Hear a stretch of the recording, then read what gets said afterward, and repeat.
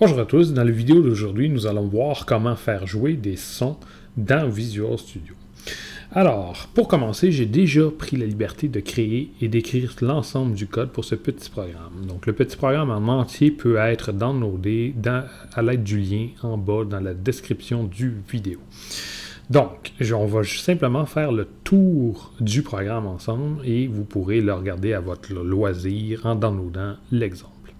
Donc, si j'exécute le code, vous allez voir, j'ai un lecteur de musique. J'ai le bouton jouer et le bouton son. Donc, il faut d'abord que je choisisse un fichier. Donc, je vais aller dans choisir un fichier et vous allez voir qu'il faut sélectionner un fichier de type Wave. Okay? Donc, pour lire d'autres types de fichiers, c'est beaucoup plus compliqué et difficile. Ça ne fait pas partie du cours. Donc, vous allez devoir vous contenter de Wave.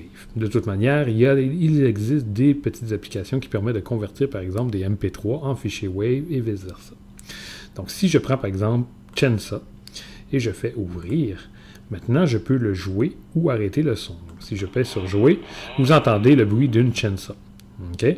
Et je peux arrêter le son avant que celui-ci ne termine par lui-même. Donc, en faisant le tour du programme, on voit qu'on a 3 boutons. Donc, si on va dans le code, une ligne extrêmement importante est celle-ci. Donc, cette ligne-ci, okay, très importante, c'est ce qui nous permet de créer notre player. Donc, inutile de comprendre à 100% le code, il suffit de copier-coller cette ligne de code-là. L'autre player s'appelle player. Hein? Quelle ironie. Ensuite, on a le bouton Choose.click. Donc ça se trouve à être notre bouton choisir un fichier ici. OK? Donc, notre fichier utilise un Open File Dialog qu'on a ajouté ici. L'Open File Dialog, je l'ai nommé OPN Son. OK? Dans lequel on a mis un filtre, comme on a vu précédemment, pour simplement ouvrir des fichiers Wave. D'accord? Donc, si je retourne au code, on voit qu'on efface le file name par défaut de notre OPN Son pour éviter que ça plante lorsqu'on clique sur Annuler. On fait apparaître notre Open File Dialog et ensuite on dit que si notre son, pas notre son, mais notre fichier est différent de rien, on enable nos 2 boutons. Donc nos 2 boutons, c'est-à-dire le bouton Play et Stop. Maintenant, on va aller voir qu'est-ce qui se passe quand j'appuie sur Play. Quand j'appuie sur Play, je dis que Player, précédemment créé ici, okay, sa propriété Sound Location, je lui dis où est situé le son à jouer. Je lui dis que c'est situé à l'endroit qui a été sélectionné dans l'Open File Dialog.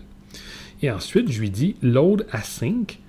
Okay, donc asynchronous, ça veut dire que ça n'empêchera pas, jouer le son n'empêchera pas l'utilisateur de faire autre chose dans votre programme en même temps.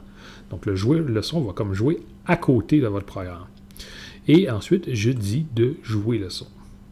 Donc, simplement, le son va jouer jusqu'à temps que celui-ci se termine. Ensuite, le bouton Stop, alors c'est très simple, je fais appel à Player et j'appelle la méthode Stop à l'intérieur de Player.